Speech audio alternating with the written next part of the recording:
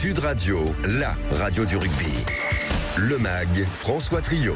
Bonsoir à tous et merci si vous nous rejoignez, bien sûr, pour parler de cette 22e journée du Top 14, parler aussi de toute l'actualité autour du rugby.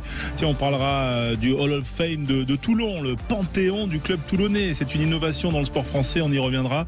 Ce sera aux alentours de 19h15, le tour de table de l'actualité, bien évidemment. Puis on parlera aussi de solidarité avec le club de Montpellier. Ce sera après 20h, avant bien sûr de se diriger vers le match du soir, La Rochelle-Bayonne. Voilà pour les principaux moments de cette soirée sur Sud Radio, avec Yoann Huget qui nous a rejoint et Philippe Spanghero. Bonsoir messieurs. Bonsoir à tous. Merci d'être avec nous, bien sûr. Merci aux auditeurs 0826 300 300 d'être avec nous s'ils veulent interagir. Voilà. Tout d'abord, on va rappeler avec Alexandre Priam les résultats de cette 22e journée qui avait commencé par un match au suspense assez dingue entre le Racing et Bordeaux-Bègles. Oui, avec effectivement la victoire 31-28 du Racing 92 sur un essai de pénalité au-delà de la sirène, donc pour les franciliens. Dans le multiplex, eh bien, deux victoires à l'extérieur. Déjà celle de Castres à Montpellier, 28-19. Celle de Paris à Brive, 27-22. Et puis un succès à domicile difficile pour Pau face à Clermont, 23-18. Point de bonus défensif pour les Clermontois. Toulon, de son côté, est allé chercher le bonus offensif en toute fin de match grâce à Sergio Parissé. C'était face à Perpignan sur le score de 37-15 au classement. Ça change les choses, François, puisque le Stade Français Paris récupère sa troisième place devant Toulon, 60 et 57 points. 5e le Racing 92, 6e Lyon, 7e Bordeaux, 8e Bayonne, 9e Montpellier. Montpellier a aujourd'hui 7 points de retard sur Lyon, 6e. Qui a un match en retard et jouera demain du côté de Toulouse. Et puis dans la bataille pour le maintien, est désormais Clermont à 11 points d'avance sur Perpignan, 13e, et Castres à 9 points d'avance aussi sur Perpignan. On peut dire que la bataille pour le maintien commence à concentrer surtout Pau et l'USAP qui a 6 points de retard sur les Béarnais. Brive est quasiment en Pro D2. Voilà, Brive qui a récupéré un petit point quand même, voilà, est à -8 sur Perpignan. Première question, Yoann Huget, Philippe Spanghero, et je me tourne d'abord vers Yoann. La contre-performance de Montpellier, battue par les Castrés à domicile. Voilà, il reste désormais 4 journées pour les Montpelliérains à Bayonne, contre Brive, je crois, contre La Rochelle et à Pau. Voilà pour les 4 dernières journées. Est-ce que Montpellier, le champion, a dit peut-être aujourd'hui au revoir à la qualification? Alors, est-ce que le champion a dit au revoir à la qualification? Aujourd'hui, en tout cas, ils ne sont pas maîtres de leur destin, ça c'est sûr. Et si les autres équipes devant font le job, ils ne seront pas qualifiés dans les 6. Ça, c'est une certitude. Maintenant, ils n'ont plus leur destin entre leurs mains, pour toi? Ah ben non. Si Bordeaux, Lyon et Bordeaux-Lyon et surtout le 6e qui font le job, malheureusement Lyon, Bordeaux et le Racing, ouais. Et le Racing, ils ne pourront pas se qualifier, sachant ils vont recevoir La Rochelle. Ils vont aller à Bayonne en déplacement un peu compliqué aussi. Donc ouais, c'est pour moi, ils vont pas se qualifier. Ils ont compromis leur chance. Philippe Spanghero, aligné aujourd'hui, c'est peut-être un tournant dans la course à la qualification. Le champion est peut-être sorti de la course. Ouais, c'est un tournant, je crois, et puis surtout c'est assez surprenant parce que on pouvait se dire que cette défaite cruelle et difficile à digérer en Coupe d'Europe, en Champions Cup, pardon, de ces Montpelliérains qui avaient montré vraiment un très beau visage, permettrait de rallumer la flamme, on va dire, et d'inverser la dynamique en championnat sur la fin de saison. Et puis, force est de constater qu'ils n'ont pas été capables de réagir. Face à une très belle équipe de Castres qui a joué très bien le coup à l'extérieur. On sait que c'est une équipe qui réussit pas du tout au MHR sur ces dernières saisons. Mais en tous les cas, c'est clair qu'ils se sont compliqué la tâche dans cette fin de parcours. Et je suis plutôt d'accord avec Yoann. Ils ont une fin de tableau qui est pas facile et aujourd'hui se sont mis en difficulté. Bon, déjà, vous êtes d'accord, ça commence plutôt bien entre vous. Mais attention, le MAG, c'est long, hein, ça dure plus d'1 heure, bien sûr. Et vous avez... enfin, il y a encore d'autres matchs sur lesquels on va débattre. Une stat, peut-être, Alexandre, sur ce Montpellier-Castres. Ouais, le MHR qui a eu énormément le ballon dans ce match, mais qui a eu beaucoup de difficultés à l'utiliser. À noter 223 passes pour le MHR, 223 passes dans ce match, c'est absolument colossal, hein, côté CO. Il y en a eu 100, donc on est au-delà du double côté MHR, mais 223 passes pour 2 franchissements seulement côté Montpellierin, ce qui illustre bien cette situation où le Castres Olympique a su défendre correctement face à cette équipe du MHR, le CO, qui signe d'ailleurs un très joli 193 plaquages réussis dans ce match, 93% de réussite au plaquage. Ça a été assez exceptionnel, franchement, côté Castres Olympique. On notera des joueurs à 24 plaquages, hein, notamment pour Delaporte, 24 plaquages aujourd'hui.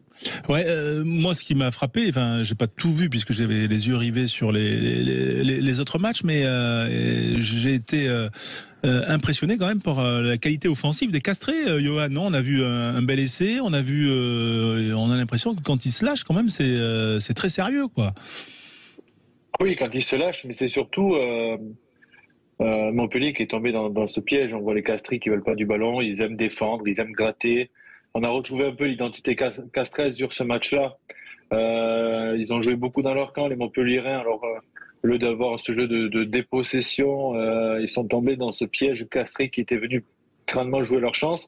Et je pense que surtout Montpellier a encore dans les pattes cette Coupe d'Europe.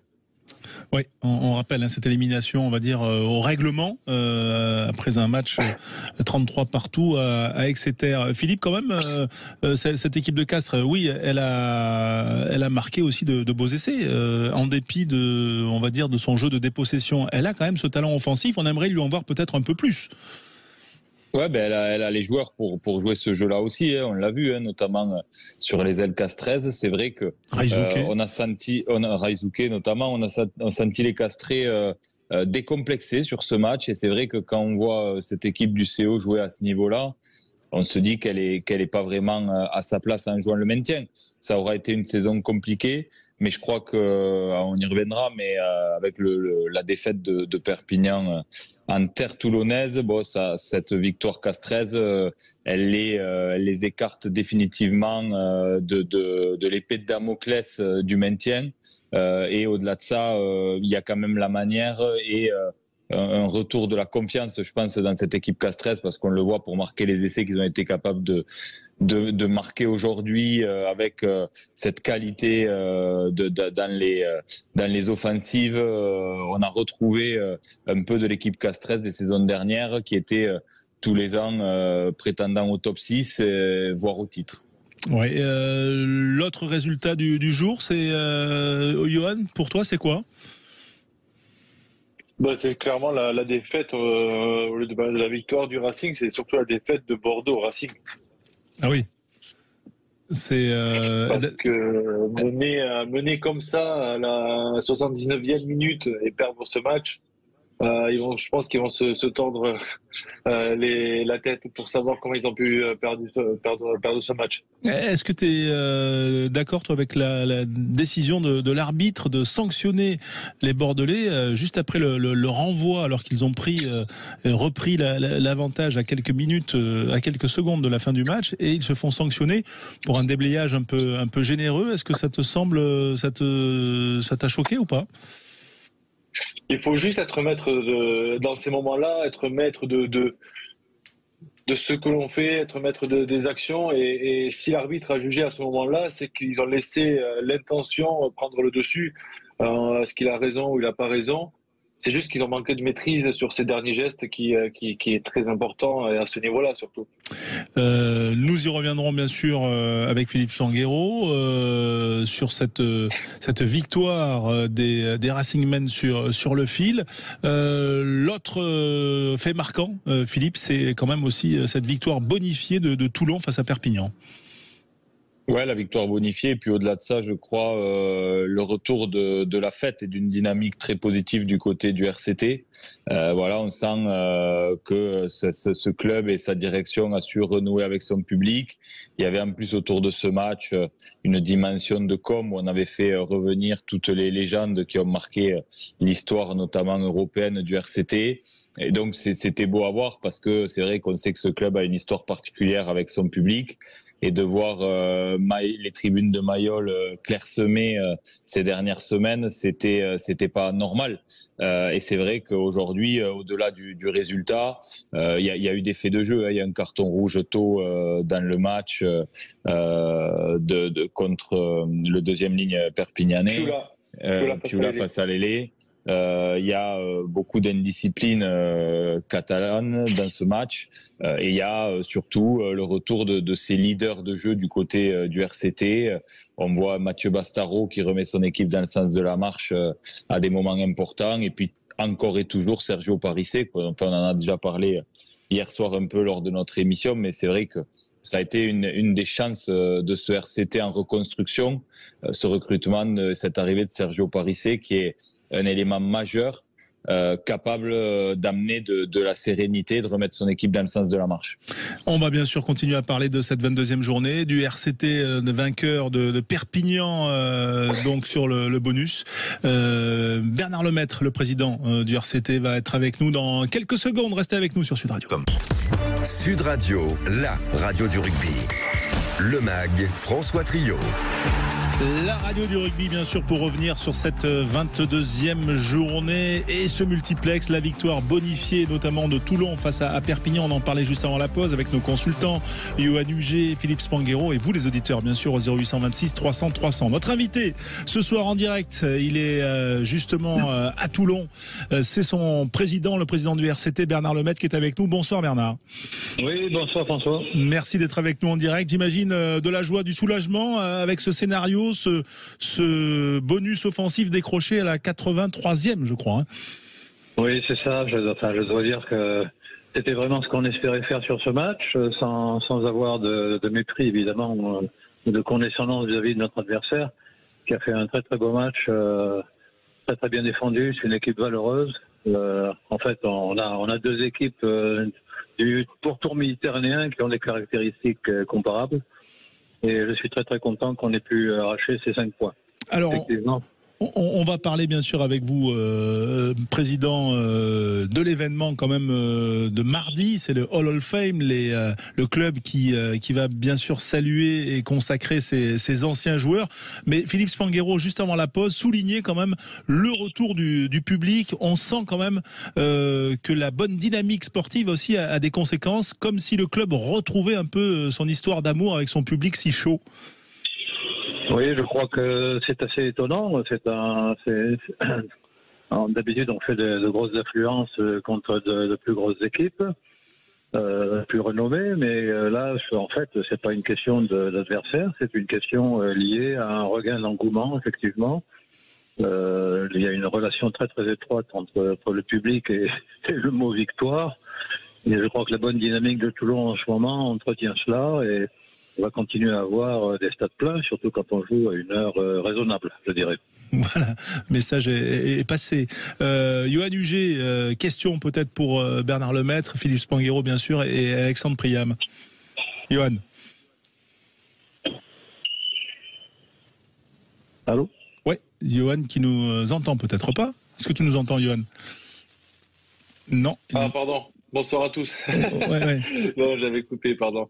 Bonsoir Bernard. Bonsoir. Juste pour vous féliciter de ce regain de forme déjà, notamment en Coupe d'Europe. Je pense que ça, vous êtes sur la continuité et le fait de jouer cette finale, on peut dire que le public revient justement pour se chauffer au vu de la finale qui arrive à grands pas.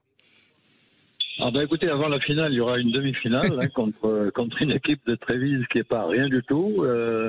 Avec de très très bons joueurs. On a vu ce que valent les joueurs italiens dans le tournoi destination et Trévise et Benetton compte beaucoup. Donc on sera tout à fait prêt à affronter cette équipe comme si c'était une équipe plus renommée sur le plan européen.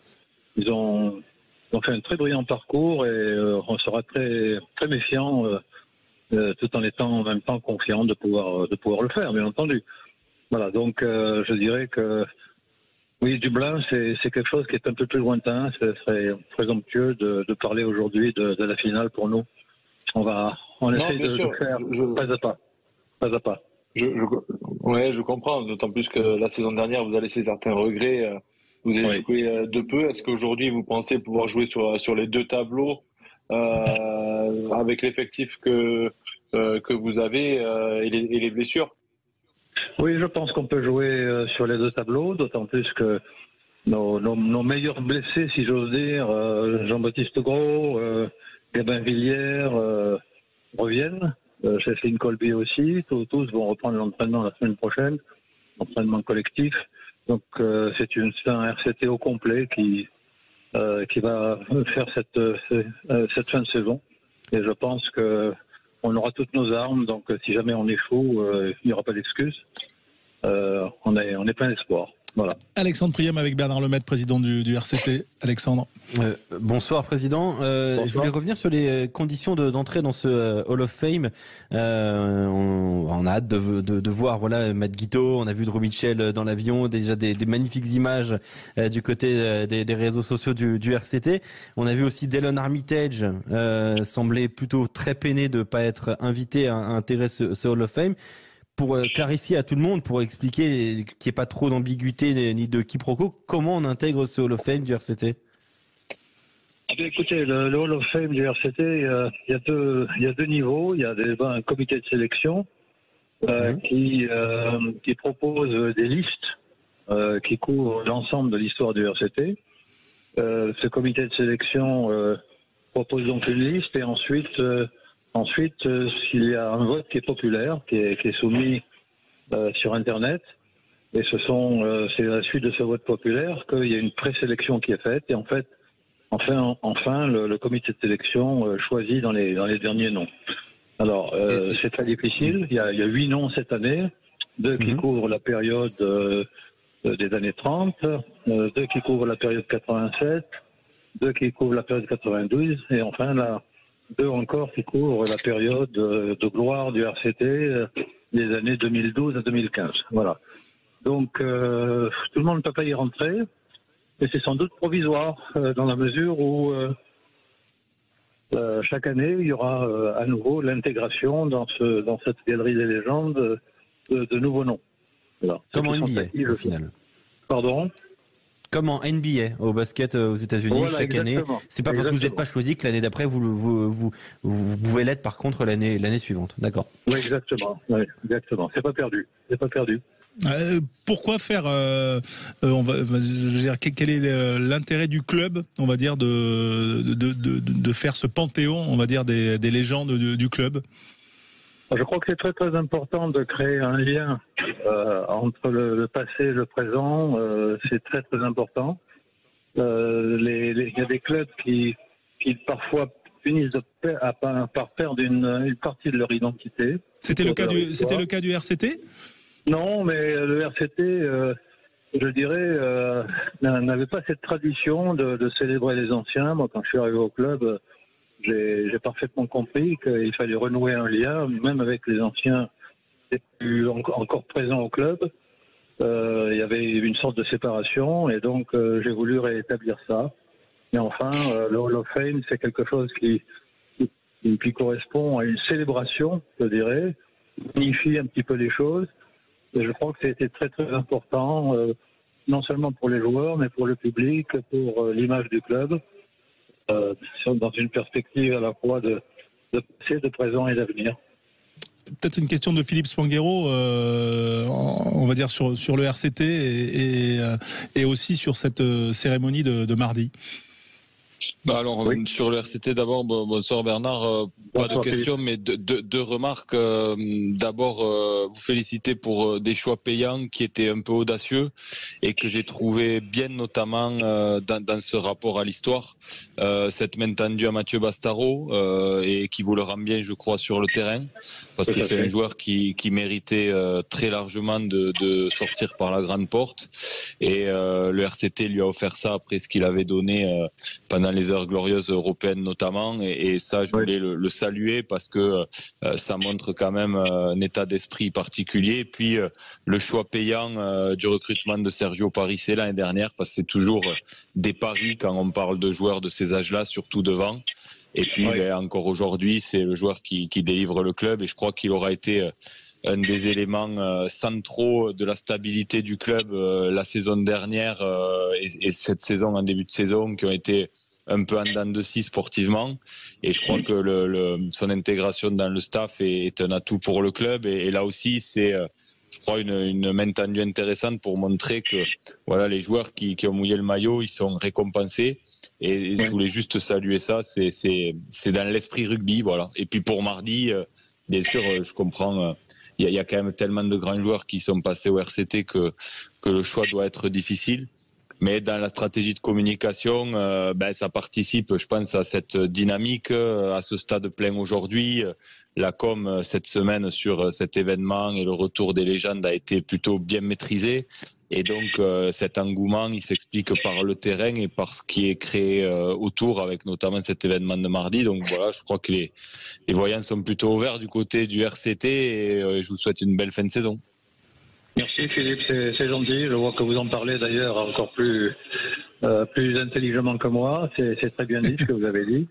Mais vous avez tout à fait raison. Et il y a deux anciens qui finissent la saison avec nous, et je voudrais souligner que non seulement ils vont finir la saison, ils vont probablement finir leur carrière, mais ils sont aussi intégrés dans le staff global du club, parce que j'ai une politique qui consiste à vouloir conserver le maximum de joueurs. Il n'y a pas que Parissé qui reste alors ? Pour l'histoire. Pardon ? Je disais, il n'y a pas que Parissé qui reste du coup à la fin de la saison ? Parissé, non. Sans doute Mathieu. À ce jour, c'est simplement une probabilité. Voilà. C'est pas à lui de décider. Justement, sur le marché des transferts, Bernard, il y a une interrogation concernant Cheslin Kolbe. Est-ce que vous avez des discussions avec Cheslin Kolbe sur son avenir au RCT ou non, bien sûr, pour la saison prochaine? Oui, on a des échanges avec Cheslin. Pour l'instant, Cheslin souhaite absolument rester. On respecte son souhait de rester. Il n'a jamais été question de ne pas le faire en ce qui nous concerne. Simplement, il y a des bruits de contrats assez miraculeux au Japon, et donc il fallait qu'il les étudie. Mais malgré ce caractère extrêmement profitable, pas plus tard pour le RCT notamment aussi. Mais profitable pour le pour RCT lui, aussi, ça peut être intéressant. Dans quel sens? Pour libérer de la masse salariale, par exemple, si Cheslin Kolbe a envie de quitter le club. Oui, mais le premier objectif que nous avons, c'est, avant de libérer de la masse salariale, c'est de conserver les meilleurs joueurs. Quand ils sont sous contrat. Le calcul n'est pas qu'économique, bien sûr. Il est certain que si Cheslin partait, ça libérerait de la masse salariale, bien entendu. La première considération qu'on a, c'est une considération sur réunir la meilleure équipe possible. Voilà, donc un joueur de cette dimension, c'est pas quelqu'un qu'on est prêt à brader à la première occasion. Voilà, mais lui, en tout cas, exprime le souhait de continuer avec vous, puisqu'il est en contrat, je crois, juin 24, c'est ça? C'est ça, tout à fait. Bon.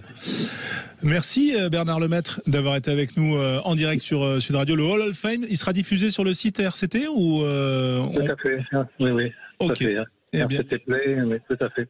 Bon. Merci. Merci à vous et bonne soirée après cette victoire. 37-15. Merci Bernard Lemaître, président du RCT en direct sur Sud Radio, la radio du rugby. Merci. Au revoir. Au revoir.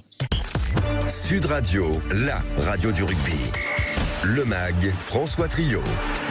Le MAG avec vous les auditeurs au 0826 300 300 et puis avec surtout aussi notre équipe Sud Radio, les consultants Yoann Huget qui est là, Philippe Spanghero également, Alexandre Priam et toute l'équipe, et puis bien sûr les réseaux, je ne les oublie pas, le hashtag Sud Radio Rugby, hashtag SRR. On est ensemble bien sûr jusqu'à 23h, puisqu'à 21h05 il y aura l'autre match de la soirée, c'est-à-dire La Rochelle face à Bayonne. Johan, voilà, avant cela quand même, on va continuer à dérouler les résultats de cette journée, bien sûr, avec peut-être qu'on peut les rappeler, tiens, ces résultats, avec la victoire du Racing en début d'après-midi face à Bordeaux-Bègles 31-28, victoire bonifiée sur le fil, victoire bonifiée également de Toulon face à Perpignan 37-15, victoire de Pau face à Clermont 23-18, victoire défaite de Brive, bonus défensif arraché en fin de match face au Stade Français 22-27, et puis défaite, on en a parlé, de Montpellier face à Castres 19-28. Demain, Toulouse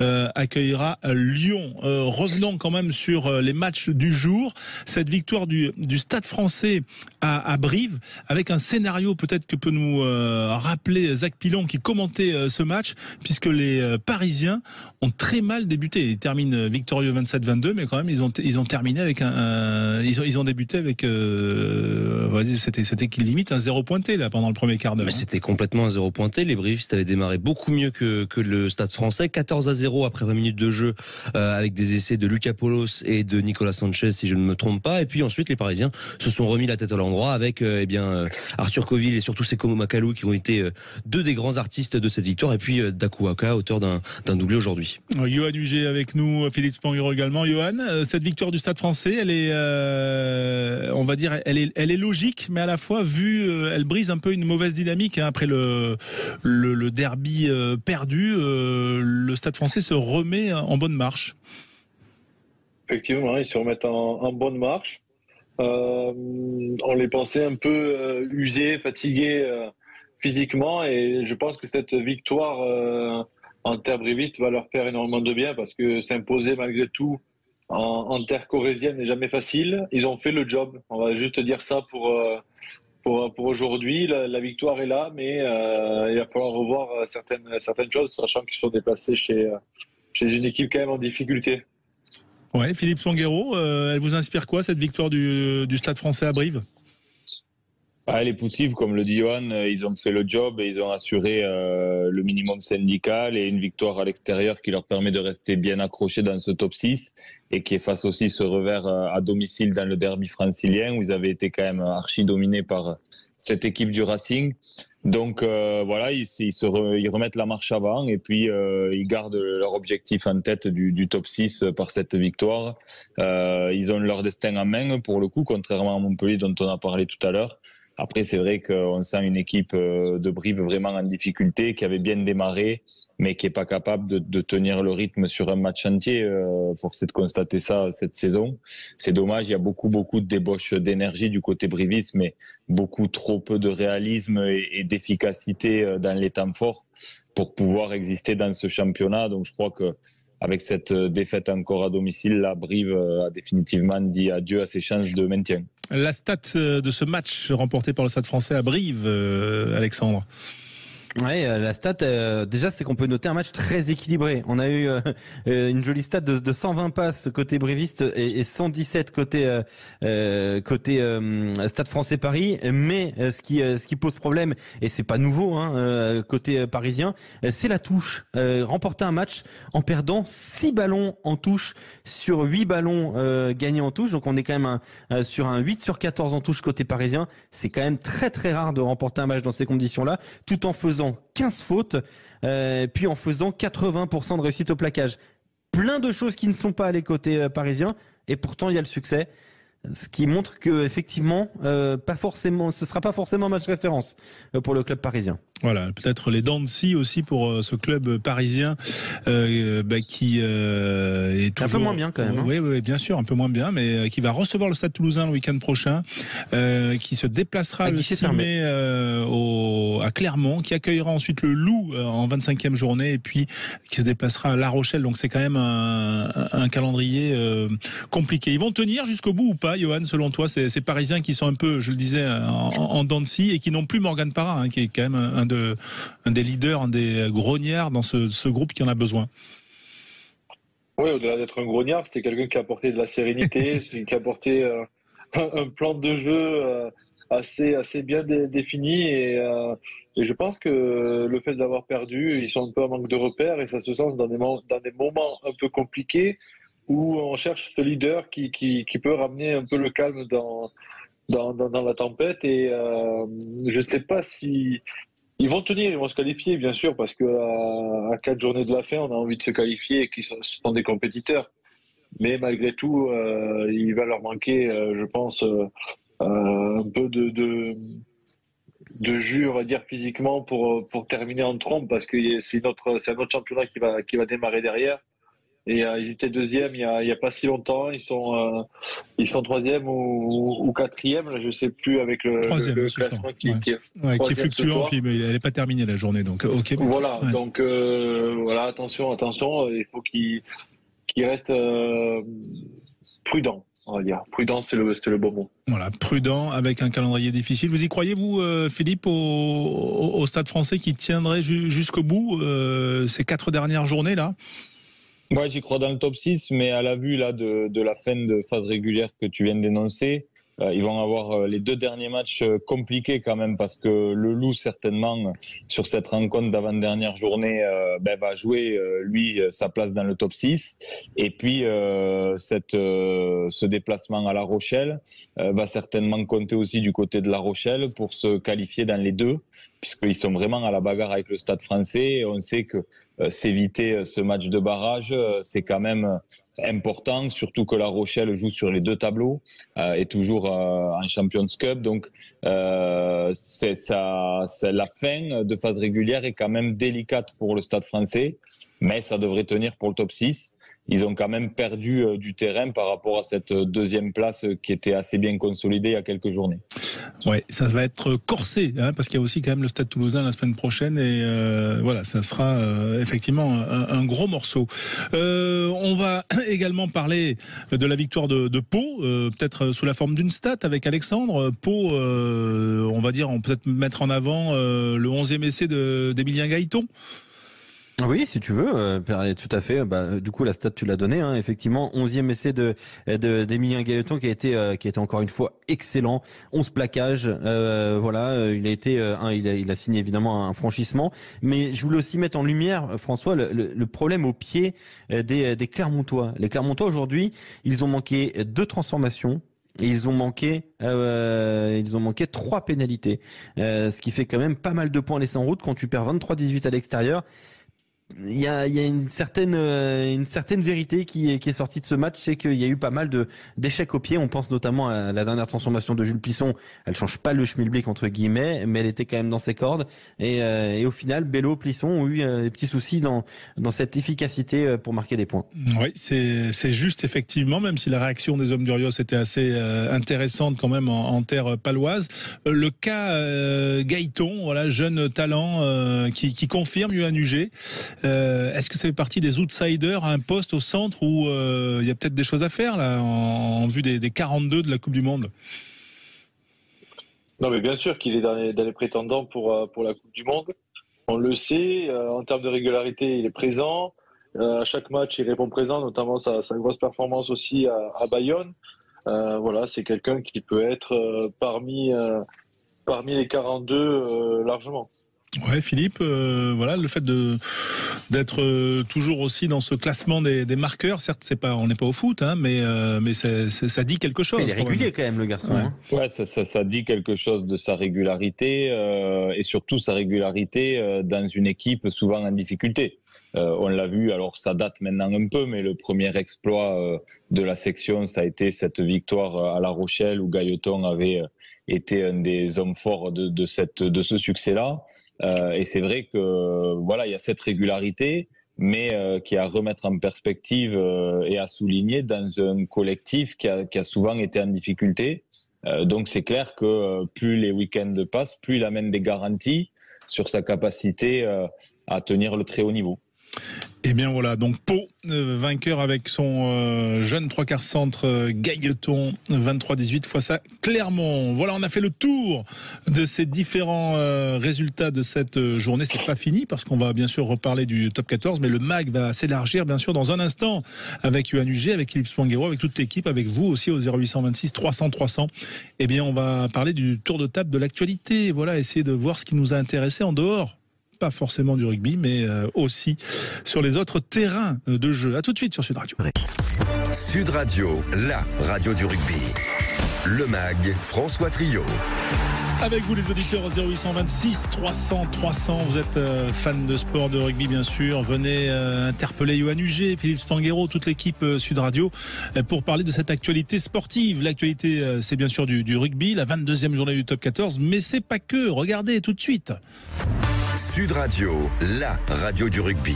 Le tour de table de l'actualité. Voilà, le tour de table de l'actualité. Il y a un événement qui vous a marqué, qui nous a marqué. Eh bien, c'est la question qu'on a posée à Philippe Spanghero, par exemple. Qu'est-ce qui vous a marqué cette semaine, Philippe ? Alors c'est un événement, mais qui me permet de rebondir sur un autre événement, c'est l'entrée de Kylian Mbappé dans le top 100 des personnalités les plus influentes du monde, tout univers confondu, politique, cinéma, sport. Donc Kylian Mbappé est rentré dans ce top 100. C'est quand même assez monstrueux. Et puis ça me permet de rebondir sur la petite polémique qu'il y a eu la semaine dernière, où il a directement retoquer un peu le service marketing du club qui avait renommé le club le Paris Saint-Germain Mbappé, le Kylian Saint-Germain. Et donc non, mais il y a ça, Philippe, je te coupe, mais c'est surtout sur la vidéo promotionnelle, il y avait que Kylian Mbappé sur la vidéo. Oui, il y avait Kylian. C'est lui qui a dit ça. C'est lui. Je suis pas le Kylian. C'est pas le Kylian Saint-Germain, parce que sur la vidéo promotionnelle des abonnements, il y avait que lui c'est incroyable. Ouais, donc ça a créé une petite polémique et c'est normal, ils vont virer tout le reste de l'équipe. Non, mais je trouve que je voulais juste souligner la difficulté que ça doit représenter pour un joueur comme ça, malgré toute la froideur qu'il a, tout le recul qu'il a, malgré sa jeunesse finalement encore, d'avoir autant de projecteurs braqués sur lui et de ressentir autant d'attentes. Donc voilà, c'est un clin d'œil, mais qui rajoute encore aux lumières qui sont braquées sur lui. Et on a la chance de l'avoir en France, j'espère pour longtemps. Mais c'est quand même assez unique d'avoir un sportif comme ça qui porte nos couleurs. C'est d'autant plus unique que c'est le seul Français du classement. Ouais, et que c'est le 13e depuis 10 ans, je crois. Hein. Ouais, au total, seuls 13 Français ont décroché leur place dans le prestigieux classement sur les 10 dernières années. Donc ouais, puis je pense quasiment aucun dans le sport. Ouais, sans doute. Ouais, il y a dû avoir peut-être Tony Parker. Oui, et encore, je suis même pas sûr. Mais dans le sport, je vois pas qui a pu. Non, il y a eu les présidents, il y a eu Christine Lagarde, il y a eu Omar Sy, par exemple, ou le street artiste JR. Voilà. Mais c'est vrai que Kylian Mbappé dans le top 100 du Time Magazine, c'est un événement. Ce qui est intéressant aussi est-ce qu'il prend pas des positions aussi?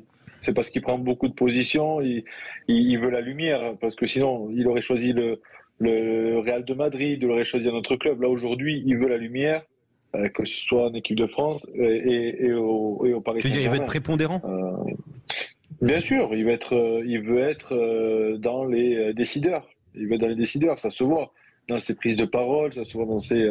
Il veut être au cœur des attentions, mais c'est pas péjoratif d'être au cœur des attentions. Il était coéquipier d'un garçon comme ça doit être particulier quand même. Ouais, enfin, il te fait gagner quand même. C'est des caractères, c'est des caractères. Il se les gagne d'abord sur le terrain, et d'où sa légitimité sur le terrain. Il se permet aujourd'hui de prendre la parole un peu plus. Si on se souvient de sa première Coupe du Monde, je pense pas qu'il soit passé devant les médias avant le 3e match. Ouais. Ça, c'est important dans la vie d'un groupe, le fait de se présenter devant les médias. C'est, on va dire qu'il y a entre guillemets une forme de loi, de respect. Oui, mais ça se décide. Ça se décide. Ouais. Les leaders de groupe échangent avec les entraîneurs, Yoann. Non, c'est un responsable communication. Il vient te voir, il te dit tu passes. Et je pense qu'à ce moment-là, il se sentait pas de passer au vu des joueurs qui y avait à côté de lui, et il voulait se focaliser, comme il a très bien dit, sur sa Coupe du Monde, et non pas parler sur on le sait, on parle beaucoup autour du foot quand il n'y a pas la compétition, et lui il voulait que parler football, terrain, et c'est pour ça que je pense qu'il est apparu au bout du 3e match. Voilà donc le tour de table de Philippe Spanghero autour de l'intégration de Kylian Mbappé dans le Time Magazine. Yoann Huget, voilà, qu'est-ce que tu as retenu dans la semaine, dans cette actualité? Ouais, il y en avait 2, mais je décide de rester sur le sportif. Il y a d'abord l'histoire de Christophe Galtier, on ne sait pas trop ce qu'il en est, on ne sait pas trop où ça va, ça part un peu dans tous les sens. C'est dommage parce que c'est un entraîneur remarquable et voilà, de voir sortir des choses comme ça sur lui, c'est dommageable pour lui, pour le sport et pour tout le monde si déjà ces faits ne sont pas avérés dans un premier temps parce que c'est très grave. Parce que ça touche à l'image d'un humain avant que ce soit un coach de sport, du club et de sa famille bien entendu. Donc voilà, il faut être des fois un peu. Il a porté plainte d'ailleurs. Voilà, ça va loin, quoi. Ça va loin, ça reste du sport et j'espère que l'histoire va être éclaircie parce qu'il y a un flou qui règne autour de tout ça et j'essaie de m'y intéresser de plus près, mais on n'arrive pas à trouver réellement les causes et circonstances qui font qu'il y a eu tout cet étalage médiatique et public surtout. Ouais, ce déferlement. Si on revient au sport, voilà, ce déferlement. Mais si on revient au sport, on est en souffrance avec notre Fabien Quartararo et j'espère que. Ça c'est la moto. La moto, pardon. On revient sur la moto et le sport et voilà, j'espère qu'il va retrouver de bonnes sensations pour nous refaire vibrer à nouveau. Mais j'ai vu qu'il avait fait la 6e ou la 7e position sur la 2e qualification. Voilà, peut-être une petite analyse, Philippe, sur le scooter de Johan, non? Non, mais en tous les cas, en termes d'efficacité, c'est deux univers non comparables, mais en termes d'élégance, quand je le voyais quitter la maison là le matin, la jambe tendue un peu, la jambe droite là, c'était vraiment émouvant. Il est complètement fou ce mec. Est-ce que Johan prend les mêmes virages que Fabio Quartararo, voilà, avec le genou comme ça qui est penché? Bref, mais près du bitume. En scooter, faut éviter quand même. Hein. Il n'avait pas les protections au genou, c'est pas assez esthétique. Voilà, et puis dans le deux roues sur Sud Radio, parce que François il vient à la radio en vélo quand il fait beau, donc ça peut arriver. Ça arrive. Ouais. Mais Philippe, il s'est déplacé en vélo, hein. Très écolo, Philippe. On l'a vu en Vélib, on l'a déjà croisé en Vélib dans Paris, hein, t'inquiète pas. Tout à fait. Bien sûr. Refermons cette petite parenthèse quand même pour revenir sur notre rubrique du tour de table. Voilà, à 19h53, Alexandre Priam, quel est votre fait marquant de la semaine dans l'actualité sportive? On peut pas faire plus actuel, c'est même en ce moment même. On va parler de NBA, de basket, donc aux États-Unis, les playoffs qui viennent de commencer il y a quelques instants avec le match entre Brooklyn Nets et Philadelphie, 35-42. Tiens, on est dans le deuxième quart-temps, mais c'est surtout le début d'une période de l'année qui est absolument passionnante pour ceux qui aiment le basket. C'est un immense cirque avec des phases finales qui sont toujours pleines de suspense, de grands moments, d'accrochage. Le basket change de dimension. La phase régulière est terminée, place donc aux playoffs.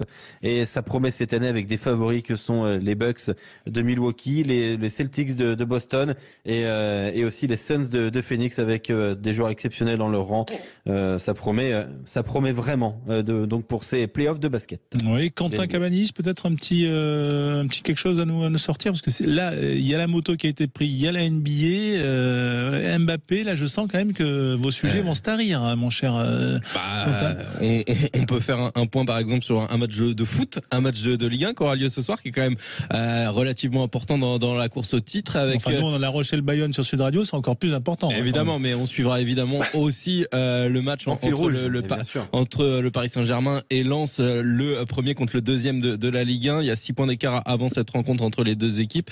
Donc voilà, il y a possibilité de revenir et de créer une fin de championnat complètement folle entre ces deux clubs. Ça a même un petit peu... il y a eu des mini-polémiques aussi dans la semaine avec notamment Medina, le défenseur argentin de Lens, qui sur un podcast argentin disait si Messi passe, je vais avoir peut-être un peu de mal, alors je l'accrocherai par le maillot et puis je lui ferai un câlin.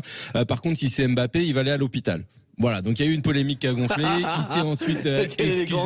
Il s'est ensuite excusé. Voilà, il disait que c'était une blague, donc ça a fait un petit scandale. Voilà, le PSG n'a évidemment pas réagi, Mbappé non plus. Mais voilà, donc il y a une petite ambiance qui a commencé à monter avant ce choc, et donc en cas de succès lensois du côté du Paris Saint-Germain, il y aurait plus que 3 points d'écart entre les deux équipes et encore quasiment 8 matchs, je crois, à jouer d'ici la fin de saison. Donc le championnat pourrait. Il faut s'attendre à des banderoles ce soir au parc. Les dernières banderoles entre les deux équipes, c'était pas un bon souvenir. Ouais, c'est C'est vrai, Quentin. C'était il y a quelques années en Coupe de France. Mais là, il faut s'attendre à des banderoles sur la situation du Stade de France et du Paris Saint-Germain, le club parisien qui devrait donc déposer une candidature officielle pour acheter le Stade de France. On en parlera ce soir dans la chronique de Philippe Spanghero. Ouais, et peut-être que, on sait jamais, le rugby pourrait revenir au parc. Ça serait peut-être la meilleure des. On parle du Paris FC avec la mairie, par exemple. Mais bon, enfin, peu importe. Voilà, on verra tout ça, bien sûr, on suivra. Moi, je retiendrai une chose, c'est quand même la semaine de Haaland, le buteur norvégien de Manchester City. D'abord parce que il a été brillant, le Norvégien, en Ligue des Champions cette semaine. Et puis là, il vient d'égaler le record de buts sur une saison de Première Ligue, voilà, avec déjà 32 buts. Et il peut battre le record qui est de 34, puisqu'il lui reste encore 7 journées pour le faire. C'est dire, mais c'était quand même un régal de voir cette équipe de City cette semaine contre le Bayern. Et il faudrait faire une pause, mon cher Zach. Je sais que vous avez levé la main, mais c'est trop tard, parce que Quentin est... non, mais le nombre de buts, c'est 34 et c'est Alan Shearer. Mais c'était sur des saisons plus longues à l'époque. Oui, tout à fait. Mais c'est dire quand même la performance de Haaland et aussi de City, quand même, qui nous régale avec un jeu éminemment collectif et vivant. Voilà, c'est une équipe qui joue au foot et ça fait plaisir. On va se retrouver dans un instant sur Sud Radio, bien sûr, pour la suite du MAG. On va parler de solidarité. Sud Radio, la radio du rugby. Le MAG, François Trio.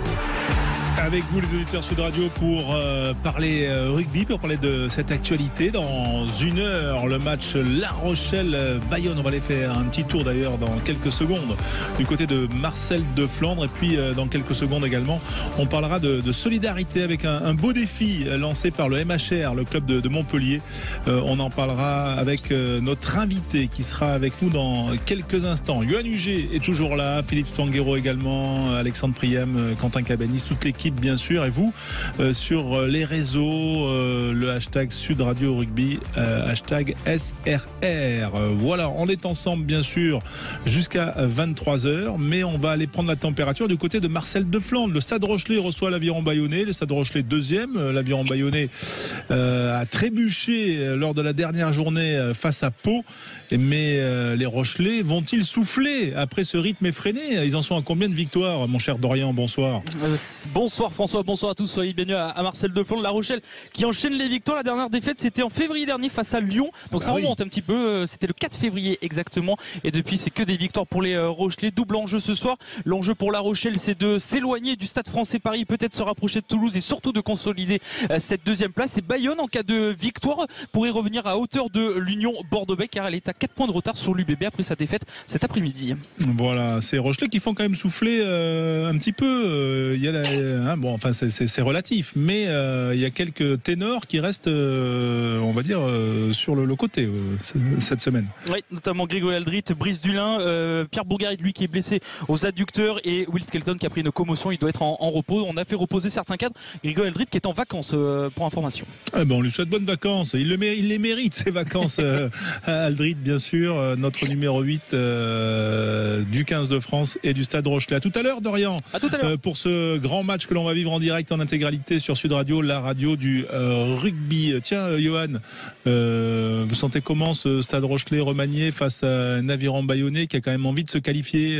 C'est possible ou pas pour les Bayonnais? C'est possible, bien sûr c'est possible, et je pense qu'ils vont gagner surtout. Ah oui, vous mettez une petite pièce sur l'Aviron. Je vous vois, mais je te tutoie. Je mets une grosse pièce sur l'Aviron parce qu'ils ont déjà perdu à domicile, ils ont envie de se racheter. Et il ne faut pas oublier qui est l'entraîneur de Bayonne, un ancien Rochelais aussi. Donc voilà, tout est réuni pour faire un beau match et créer la surprise du côté de Bayonne à La Rochelle. Oui, Bayonne qui, lors de la prochaine journée, recevra Montpellier. Et d'ailleurs, à cette occasion, Alexandre Priam, il y a une belle action qu'on voulait mettre en avant, parce que c'est une action de solidarité. C'est une action dont on a l'habitude de parler sur l'antenne de Sud Radio. Et ce n'est pas Julien Thomas qui nous l'a soufflé. Non, même si Julien Thomas l'a gagné. Oui. C'est le défi des cystes. C'est la 4e édition du défi des cystes. Et alors là, c'est version XXL. Hein. Le défi des cystes, c'est quoi? C'est du vélo. C'est pour une association. C'est pour l'association Agir Ensemble et son projet Safe Water Cube. Ça permet de créer en fait des fontaines autonomes à Madagascar, et pour participer, eh bien il faut faire donc ce défi des cystes. C'est 4 étapes de cyclisme de Montpellier à Bayonne. Là, on rentre quand même dans une catégorie d'un autre genre. 4 étapes. La première, c'est Montpellier-Agde. La deuxième, c'est Axat, Saint-Giron. Ensuite, Lourdes, Libarinche et Saint-Jean-Pied-de-Port, Bayonne. Plus de 5000 mètres de dénivelé positif, c'est colossal. Et pour en parler, on est sur Sud Radio avec un invité du MHR. C'est celui en fait qui s'occupe de tout ça. C'est Florent Contour. Bonsoir Florent. Bonsoir à tous. Merci d'être avec nous en direct sur Sud Radio, Florent. Oui, c'est un défi assez incroyable. Alors, quand on avait Montpellier-Castres, on pouvait comprendre, mais là, c'est quand même du sérieux. Ça fait plus de 400 km, votre défi, là. Et oui, tout à fait. 4 étapes pour aller jusqu'à Bayonne. Alors, en fait, c'est à l'occasion des 10 ans du MHR solidaire, le fonds de dotation du MHR, qu'on a décidé de lancer un peu cette action un peu folle, un peu atypique, et de doubler en fait le nombre d'étapes, puisque quand on allait à Castres les années précédentes, il n'y avait que 2 étapes. Voilà, juste quand même petite explication avec Philippe Spanghero qui connaît bien. Qu'est-ce qu'un fonds de dotation et pourquoi un club fait un fonds de dotation voilà, en quelques mots, Philippe. En quelques mots, en fait, un fonds de dotation, c'est une fondation allégée en réalité, parce qu'aujourd'hui, les clubs de rugby et les acteurs du sport de façon générale sont plus juste là pour offrir de la pratique. Ils ont un rôle à jouer sur leur territoire beaucoup plus large d'un point de vue social et sociétal.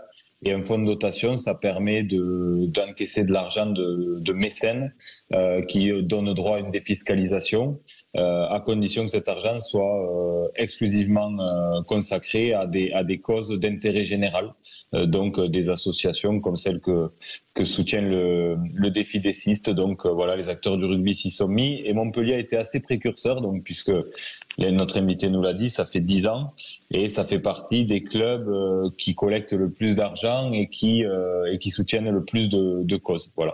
Oui, Florent Contour avec nous donc pour le MHR solidaire, le défi des cystes, un Montpellier-Bayonne en 4 étapes à partir du 19 avril, 411 km. L'objectif, c'est de rassembler, j'imagine, le maximum d'argent, mais j'imagine que vous avez à peu près une proportion. Ça va représenter quoi, Florent ? Alors l'objectif, c'était de prendre en charge 4 fontaines, comme vous l'avez présenté en début d'émission. Du coup, voilà, on se situera entre 25 et 30 000 euros de reversion pour l'association Agir Ensemble. Donc c'est un bel objectif pour le fonds de dotation du club. Qui va participer à cette course cycliste, ou en tout cas ce défi sportif ? Alors on a un peu de tous les participants, on a des supporters évidemment du club, on a des partenaires, et puis on a aussi des anciens joueurs comme Charles Gély qui participera à cette 4e édition. Donc voilà, on a un panel assez large et qui représente aussi bien le club et tous ceux qui veulent s'engager aux côtés du fonds de dotation. Alors il y a quand même des étapes avec du dénivelé, je me tourne là vers Johan Huget parce que ça passe par l'Ariège. Pourquoi pas vers nous? C'est pour ça. Et non, mais parce qu'il connaît bien Axat Saint-Giron, Johan, c'est du solide, il y a du dénivelé là quand même. Ouais, je leur laisse avec grand plaisir. Je serai de tout cœur avec eux, avec grand plaisir. Je vais voir ce que fait, s'y participe Julien Thomas cette année ou pas, mais en tout cas, oui, il y a du dénivelé et c'est surtout sur la durée. 4 jours, ça va piquer. Ouais, ça va piquer.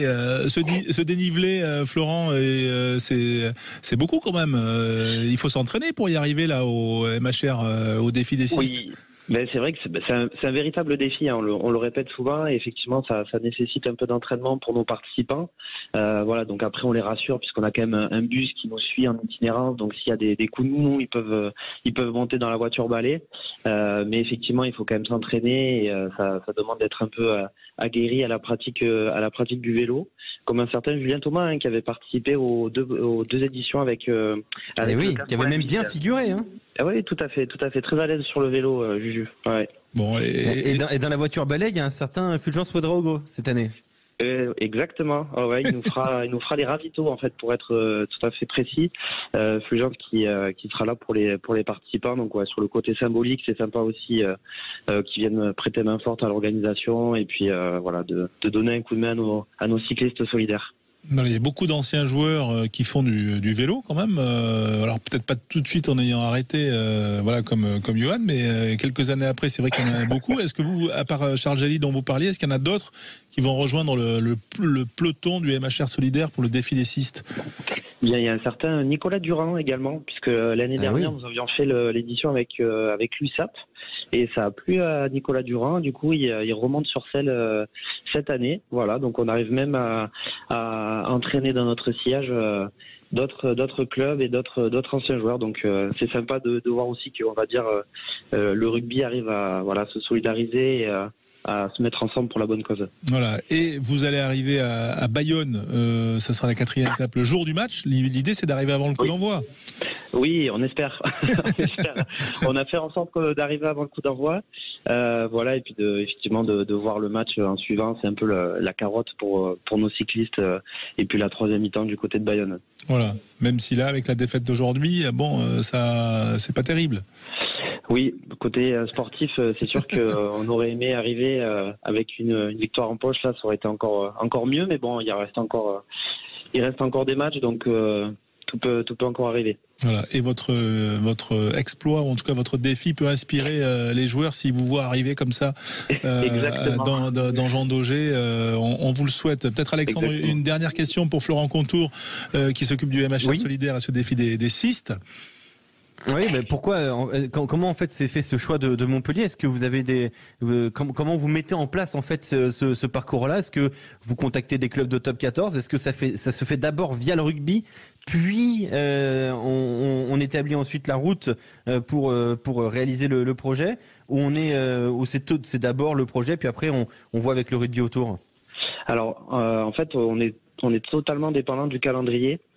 Puisqu'on peut pas faire un défi pendant l'hiver évidemment, donc voilà, on check d'abord le calendrier en début de saison et puis voilà, on se rapproche effectivement du club dans lequel on souhaite aller, et après voilà, c'est un travail, on est avec un moniteur de vélo qui nous accompagne justement sur le tracé des étapes, et on repère évidemment avant le défi l'ensemble de la route et tous les choix que l'on va faire. Donc c'est vrai que c'est un travail quand même de fourmi, puisqu'on a lancé le projet il y a plus de 6 mois, et effectivement voilà, tout se prépare en amont avec aussi des spécialistes des vélos pour doser et bien mettre les difficultés où il faut par rapport aux cyclistes et aux tracés qu'ils vont faire. Donc c'est vrai que il y a pas mal de travail en amont en fait. Ouais, mais je vois que ça donne envie à Johan Huget, pas pour cette année, mais pour l'année prochaine. Ouais, je pense l'année prochaine, c'est Montpellier-Ibiza, on nous a dit. L'année prochaine. Il faut nager, c'est du triathlon. C'est un triathlon. Oui.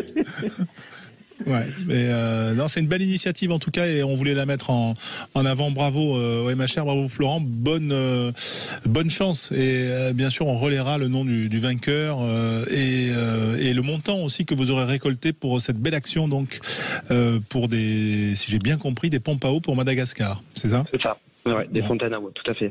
Super, merci beaucoup d'avoir été avec nous en direct sur Sud Radio, Florent, et bon 411 km donc Bayonne-Montpellier la semaine prochaine, départ le 19, ce sera donc mardi.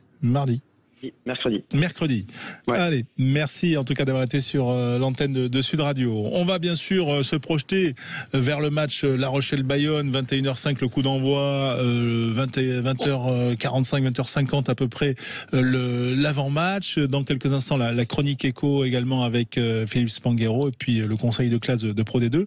Avant également, il y a une info qui est tombée, Alexandre, sur la compo demain pour les Toulousains. On suit toujours les compos compo de ces matchs entre des rendez-vous européens et avant le Leinster.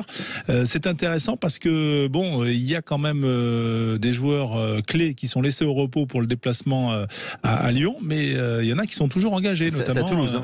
Ah oui, c'est à Toulouse, pardon, pour cette réception. Oui, c'est à Toulouse. C'est pour ça que d'ailleurs ce turnover est intéressant, c'est que le Stade Toulousain se permet notamment de mettre au repos, en tout cas sur le banc, un certain Antoine Dupont. Le banc du Stade Toulousain est terrifiant. Paul Malaise, Thomas Ramos, Antoine Dupont, Jack Willis, qui a prolongé d'ailleurs avec le club au-garonnais, Reinhard Telstadt, Emmanuel Meafou, Cyril Bay, Guillaume Cramon. Ça, c'est le banc. Faut bien se rendre compte. Il y aura un peu de jeunesse chez les titulaires avec la titularisation notamment de Josh Brennan au poste de deuxième ligne et le retour d'Ange Capozzo et de Melvin Jaminet, respectivement ailier et arrière. Traduction avec Yoann Huget qui a connu ces semaines, on va dire, qui précèdent les grands rendez-vous éliminatoires demi-finales face au Leinster. Voilà, elle nous dit quoi cette compo concoctée par le staff toulousain? Elle dit qu'elle veut laisser simplement tous les joueurs concernés par les deux compétitions.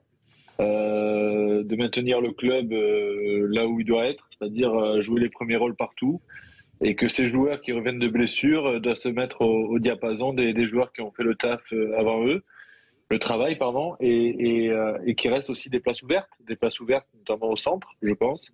Voilà, donc ils n'ont pas mis beaucoup de monde au repos, et c'est surtout la composition d'équipe qui se déplacera aussi au Stade Français qui sera intéressant de savoir s'il va aligner l'équipe qui jouera la demi-finale ou pas. Voilà. Ça va dépendre du résultat du match de ce week-end contre Lyon de demain soir? Non, ça n'a rien à voir avec le match de demain soir. Ils sont prêts, les joueurs qui n'ont pas joué depuis un moment. Ils ont quand même une colonne vertébrale dans cette équipe. Il y a quand même Romain Ntamak, Paul Graou qui fait des grands matchs quand il supplée Antoine Dupont, Arthur Rottière qui revient très bien aussi. Voilà, c'est une équipe très compétitive, mais après ils ont droit au faux pas et ça peut arriver, mais ça va pas changer les plans non plus de ce qu'ils ont en tête depuis quelques semaines. Donc il me tarde de voir le match de demain, mais ce sera sans surprise que voilà, ils vont se donner à 200% sans calcul.